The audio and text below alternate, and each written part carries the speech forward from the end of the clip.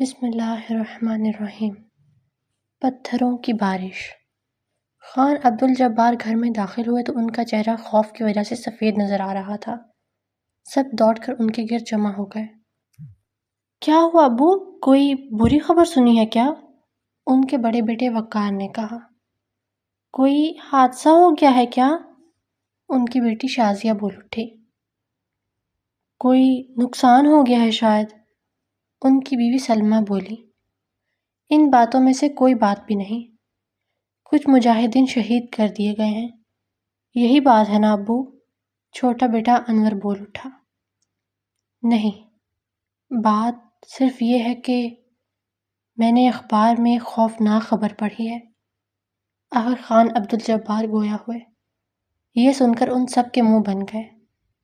یہ کیا بات ہوئی؟ اخبار کی خوفناک خبر سے بھلا ہم کیوں اتنا اثر لینا چاہیے؟ اس کی وجہ ہے، میں تم لوگوں کو کئی ہزار سال پہلے کا ایک خوفناک واقعہ سنانا چاہتا ہوں، پھر میں وہ خبر پڑھوں گا، تب تم بتانا کہ ہمیں اثر لینا چاہیے یا نہیں۔ لیکن پہلے آپ ناشتہ تو کر لیں، شاید آپ بھول گئے کہ آپ سیر کے لیے گھر سے نکلے تھے، راستے میں مل گیا اخبار والا، اس نے اخبار آپ کو راستے میں ہی دے دیا اور آپ وہ خبر پڑھ کر گویا سب بھول گئے، سلمیٰ بیگم نے جلدی جلدی کہا۔ تب پھر پہلے ناشتہ کریں، پھر بیٹھ کر واقعہ سنیں گے، سلمیٰ بیگم بولی۔ اور چھٹی کا فائدہ اٹھائیں گے، وقار مسکرایا۔ ناشتے کے بعد سب خان جبار کے گرد بیٹھ گئے اور انہوں نے کہنا شروع کیا۔ تم جانتے ہی ہو، اللہ کے رسول سیدنا ابراہیم علیہ السلام کی قوم بتوں کو پوجتی تھی۔ ان کی لاکھ کوششوں کے باوجود ان کی بیوی اور بھتیجے سیدنا لوط علیہ السلام کے علاوہ کوئی ایمان نہ لایا۔ ان تینوں نے مصر کی طرف ہجرت کی، پھر سیدنا ابراہیم علیہ السلام نے سیدنا لوط علیہ السلام کو دین کی تبلیغ کے لیے اردن کے شہر سدوم کی طرف بھیجا۔ سیدنا لوط علیہ السلام کو بھی اللہ تعالیٰ نے نبوت عطا فرمائی۔ سدوم کے لوگ دنیا کے بدترین لوگ تھے، ان کے اخلاق بہت برے تھے، خبیث ترین لوگ تھے۔ ان کی زندگی لوٹ کھوٹ، ڈاکہ زنی اور خیانت سے پر تھی۔ کوئی کتنی ہی برائی کرتا نظر آتا، اسے بالکل نہ روکتے۔ ان سب برائیوں سے بڑھ کر ان میں ایک برائی اور تھی، وہ تھی ان کی پرلے درجے کی بے حیائی۔ کائنات میں ایسی بے حیائی اس قوم سے پہلے کسی نے نہیں کی تھی۔ ان کے اخلاق اس حد تک تباہ ہو چکے تھے کہ وہ بے حیائی کے کام تو کرتے ہی تھے، کرنے کے بعد لوگوں کو بھی بتاتے پھرتے تھے، اپنی مجلسوں میں اس کا تذکرہ کرتے تھے۔ اس طرح یہ برائی اور زیادہ تیزی سے پھیل گئی۔ اللہ نے جو چیزیں حرام کی تھیں وہ سب انہوں نے حلال کرا دی تھی۔ اللہ تعالیٰ اپنی مخلوق پر بہت مہربان ہے، اس وقت تک کسی قوم پر عذاب مسلط نہیں کرتا جب تک کہ اپنی طرف سے کوئی رسول ان کی طرف نہ بھیج دے جو انہیں سیدھے راستے کی طرف بلائے، اللہ کے عذاب سے ڈرائے اور ان کے گناہوں کی خرابیوں سے انہیں آگاہ کرے۔ اللہ تعالیٰ فرماتا ہے، ہم اس وقت تک عذاب نہیں دیتے جب تک کہ ہم کوئی رسول نہ بھیج دیں۔ سیدنا لوط علیہ السلام کی قوم کے ساتھ بھی ایسا ہی ہوا۔ جب ان کے گناہ انتہا کو پہنچ گئے، کفر پوری شدت اختیار کر گیا، تو اللہ تعالیٰ نے انہی میں سے ایک بندے سیدنا لوط علیہ السلام کو رسول بنا کر بھیج دیا، جو نہایت پاک دامن اور سچے انسان تھے، اخلاق کے بہت ہی بھلے تھے۔ انہوں نے اپنی قوم کو اللہ تعالیٰ کی طرف بلایا، ایک اللہ کو معبود ماننے کی دعوت دی، حرام کاموں سے باز آنے کے لیے کہا، انہیں ڈرایا کہ اگر تم باز نہ آئے تو اللہ کا عذاب تمہیں آ پکڑے گا۔ سیدنا لوط علیہ السلام صبح و شام ان کے پاس جاتے رہے اور اللہ کے عذاب سے انہیں ڈراتے رہے، لیکن وہ اپنے گناہوں پر ڈٹے رہے۔ قرآن کریم میں اللہ تعالیٰ فرماتا ہے، جب ان سے ان کے بھائی لوط نے کہا، تم کیوں نہیں ڈرتے؟ میں تمہاری طرف امانت دار رسول ہوں، اللہ سے ڈرو اور میری پیروی کرو، میں تم سے کوئی اجرت طلب نہیں کرتا، میری اجرت تو میرا اللہ ہی دے گا جو تمام جہانوں کا پالنے والا ہے۔ پھر سیدنا لوط علیہ السلام نے ان سے کہا، تم نے ایسی بے حیائی اختیار کی ہے جو تم سے پہلے اس جہان میں کسی نے نہیں کی۔ تم مردوں سے بدفعلی کرتے ہو، لوگوں کو راستے سے روکتے ہو اور اپنی مجلسوں میں برے کام کرتے ہو۔ آپ نے ان برے کاموں سے انہیں دن رات روکا۔ وہ لوگ صرف اس بے حیائی ہی میں مبتلا نہیں تھے، بلکہ اس کے ساتھ ساتھ وہ مشرک بھی تھے، رسولوں کو جھٹلاتے تھے، لوگوں کے راستے میں کھڑے ہو جاتے تھے، انہیں قتل کر دیتے تھے اور ان کا مال اپنے قبضے میں لے لیتے تھے، اور پھر ایک دوسرے کو ان برے کاموں سے روکتے بھی نہیں تھے۔ سیدنا لوط علیہ السلام کی تمام باتیں سن کر وہ ایک جگہ جمع ہوئے۔ انہوں نے آپس میں مشورہ کیا اور سیدنا لوط علیہ السلام کی دعوت کو ماننے سے انکار کر دیا۔ ان کا مذاق اڑایا، انہیں پاگل اور دیوانہ کہا۔ سیدنا لوط علیہ السلام بھی ان سے مایوس نہ ہوئے، برابر انہیں تبلیغ کرتے رہے اور ان کی باتوں پر صبر کرتے رہے، یہاں تک کہہ کر خان عبد الجبار خاموش ہو گئے۔ اس وقت انوار نے کہا، یہ ہے اللہ کے نبی کی شان، پوری قوم کے مقابلے میں اکیلے کھڑے ہیں، پھر بھی ڈٹے ہوئے ہیں۔ اللہ اکبر! ہاں بیٹا، یہی بات ہے۔ لیکن ابو، وہ خبر کیا ہے؟ پہلے یہ واقعہ سن لو۔ ہاں، تو میں کہہ رہا تھا، انہوں نے اپنی تبلیغ جاری رکھی، یہاں تک کہ ایک دن انہوں نے کہا، کیا باوجود دیکھنے بھالنے کے پھر بھی تم بدکاری کرتے ہو؟ یہ کیا بات ہے کہ تم عورتوں کو چھوڑ کر مردوں کے پاس شہوت سے آتے ہو؟ حق یہ ہے کہ تم بڑی ہی نادانی کر رہے ہو۔ سیدنا لوط علیہ السلام کے قوم نے ان کی کوئی بات نہ سنی۔ شیطان نے انہیں بالکل اندھا کر دیا تھا۔ بے حیائی ان کے اندر رچ بس چکی تھی۔ جو انہیں برے کاموں سے روکتا، وہ اسے بری نظروں سے دیکھتے تھے۔ آخر انہوں نے فیصلہ کیا کہ سیدنا لوط علیہ السلام کو اور جو لوگ ان پر ایمان لائے ہیں انہیں شہر سے ہی نکال دو۔ ادھر سیدنا لوط علیہ السلام نے ان سے فرمایا، میں تمہارے کام سے سخت ناخوش ہوں۔ یہ سن کر قوم کے لوگوں نے کہا، اگر تم سچے ہو تو ہم پر اللہ کا عذاب لے آؤ۔ اب سیدنا لوط علیہ السلام کو یقین ہو گیا کہ یہ قوم ایمان نہیں لائے گی، ان سے ایسی امید رکھنا بیکار ہے۔ چنانچہ انہوں نے اللہ کے حضور دعا کی، اے میرے پروردگار، اس فساد کرنے والی قوم کے مقابلے میں میری مدد فرما۔ اللہ تعالیٰ نے سیدنا لوط علیہ السلام کی دعا قبول فرمائی، ان کی طرف اپنے فرشتوں کو بھیجا۔ یہی وہ فرشتے تھے جو پہلے سیدنا ابراہیم علیہ السلام کے پاس انسانی شکل میں گئے تھے اور وہ ان کے لیے ایک بچڑا بھون کر لے آئے تھے۔ فرشتوں نے انہیں ایک بیٹا پیدا ہونے کی خوشخبری سنائی تھی، سیدنا اسحاق علیہ السلام کی۔ پھر فرشتوں نے انہیں بتایا کہ وہ قوم لوط کو تباہ کرنے جا رہے ہیں۔ سیدنا ابراہیم علیہ السلام نے فرشتوں سے کہا، اس میں تو لوط بھی ہیں۔ وہ کہنے لگے کہ جو لوگ یہاں رہتے ہیں ہمیں سب معلوم ہے، ہم ان کو اور ان کے گھر والوں کو بچا لیں گے، سوائے ان کی بیوی کے کہ وہ پیچھے رہنے والوں میں سے ہوگی۔ فرشتے انسانی صورت میں آپ کے پاس آئے تو آپ کھیتوں میں کام کر رہے تھے۔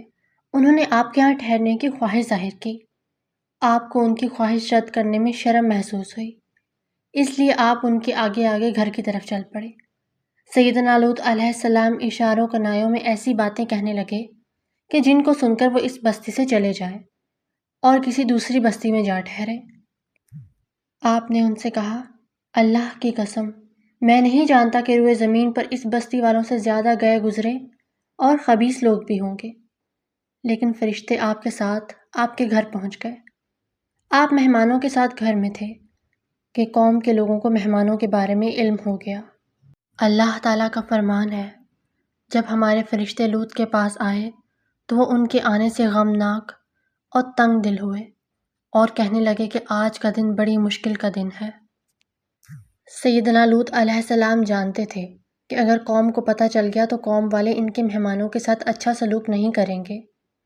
قرآن کریم میں اللہ تعالیٰ فرماتا ہے، اور اس کی قوم دوڑتی ہوئی اس کے پاس آ پہنچی، وہ تو پہلے ہی بدکاریوں میں مبتلا تھی۔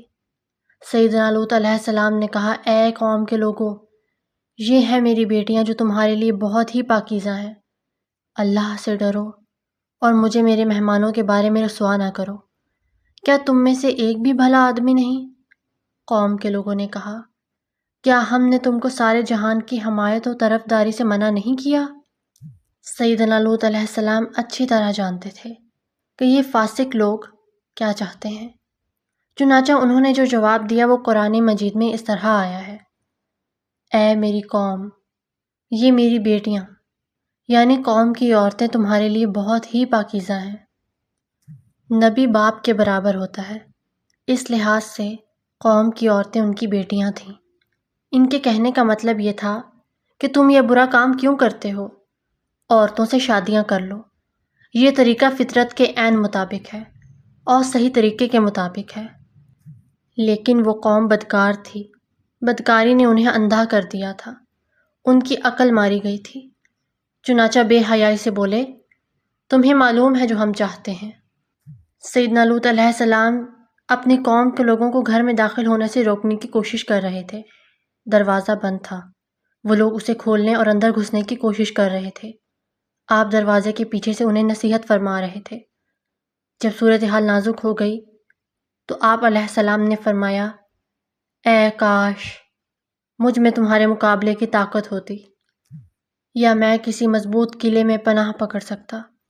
مطلب یہ کہ میں اتنا طاقتور ہوتا یا میرا کوئی خاندان ہوتا جو میری مدد کرتا، تو میں تمہیں وہ سزا دیتا جس کے تم حقدار ہو۔ فرشتوں نے آپ کی بات سنی اور ان کے رنج و غم کو محسوس کیا تو خاموش نہ رہ سکے۔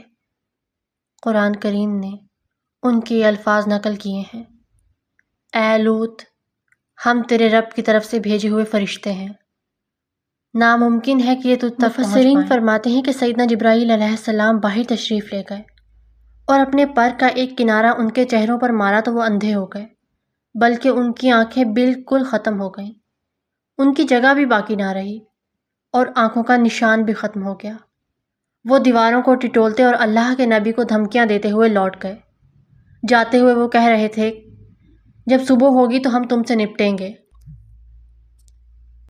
پھر فرشتوں نے فرمایا: اے سیدنا لوط علیہ السلام، تو اپنے گھر والوں کو لے کر رات کے کسی حصے میں نکل جا اور تم سے کوئی شخص پیچھے مڑ کر نہ دیکھے۔ البتہ تیری بیوی کو وہی عذاب پہنچے گا جو ان کے لیے مقدر ہو چکا۔ مطلب یہ تھا کہ آپ کو ڈرنے کی کوئی ضرورت نہیں، پریشان نہ ہو، ہم فرشتے ہیں، یہ لوگ آپ کا کچھ نہیں بگاڑ سکتے، نہ ہمارا۔ اللہ تعالیٰ نے ہمیں حکم دیا ہے کہ آپ اور آپ کے گھر والے رات کے وقت اس بستی سے نکل جائیں۔ اللہ نے فاسقوں کی اس قوم کے لیے ہلاکت لکھ دی ہے، اور جب آپ عذاب کی آواز سنیں تو آپ میں سے کوئی بھی پیچھے مڑ کر نہ دیکھے۔